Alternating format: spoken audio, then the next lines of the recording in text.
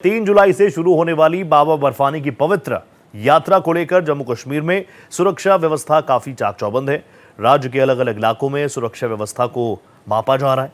लगातार बड़े पैमाने पर तलाशी अभियान भी जारी है। इस पवित्र यात्रा को लेकर केंद्र सरकार और जम्मू कश्मीर प्रशासन ने तैयारियों को अंतिम स्वरूप देना शुरू कर दिया है। इस वर्ष यात्रा की सुरक्षा और प्रबंधन को लेकर अब तक का सबसे बड़ा सुरक्षा कवच तैयार है। मिली जानकारी के मुताबिक केंद्रीय गृह मंत्रालय ने यात्रा की सुरक्षा सुनिश्चित करने के लिए केंद्रीय सशस्त्र बलों की 670 कंपनियों की तैनाती को मंजूरी दी। इसे अमरनाथ यात्रा के इतिहास में अर्धसैनिक बलों की अब तक की सबसे बड़ी तैनाती माना जा रहा है। अर्धसैनिक बल स्थानीय पुलिस, जम्मू कश्मीर प्रशासन के साथ मिलकर लखनपुर प्रवेश द्वार से लेकर मुख्य गुफा मंदिर, राष्ट्रीय राजमार्गों, रेलवे कॉरिडोर्स और बेस कैंपों की सुरक्षा का जिम्मा संभालेंगे। साथ ही इस बार श्रद्धालुओं की सुविधा के लिए पंजीकरण, आवास, स्वास्थ्य जांच, परिवहन व्यवस्थाओं में भी महत्वपूर्ण सुधार किए गए हैं। बताया जा रहा है कि अब तक 3.5 लाख से अधिक यात्रियों का रिकॉर्ड रजिस्ट्रेशन हो चुका है। अमरनाथ यात्रा देश की सबसे महत्वपूर्ण धार्मिक यात्राओं में से एक है। हर साल लाखों श्रद्धालु कठिन पर्वतीय मार्गों से होकर बाबा बर्फानी के दर्शनों के लिए पहुंचते हैं। मेरे साथ मेरे सहयोगी रवि जुड़े हुए हैं। रवि, पैरा फोर्सेस का अब तक का सबसे बड़ा डिप्लॉयमेंट और क्या कुछ खास व्यवस्थाएं नजर आएंगी इस बार बाबा के भक्तों के लिए? बिल्कुल, आपको बता दूं कि जिस तरह से श्री अमरनाथ यात्रा 3 जुलाई से शुरू होगी और अभी से ही जो तैयारियां हैं वो लगभग पूरी करने की कोशिश जो है वो की जा रही है।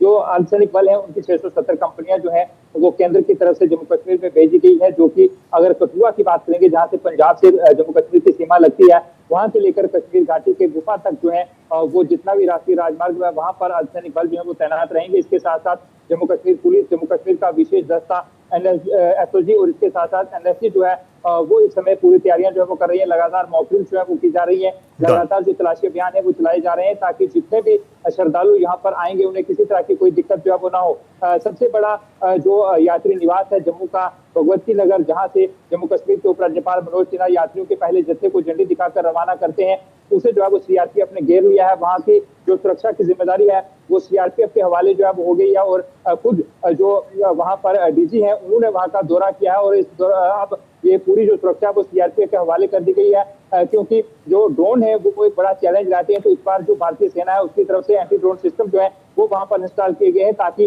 कोई ड्रोन अटैक अगर होता है तो उसे जो है वो पूरी तरह से निष्क्रिय किया जा सके, उसे नाकाम बनाया जा सके। सुरक्षा व्यवस्था कड़ी है।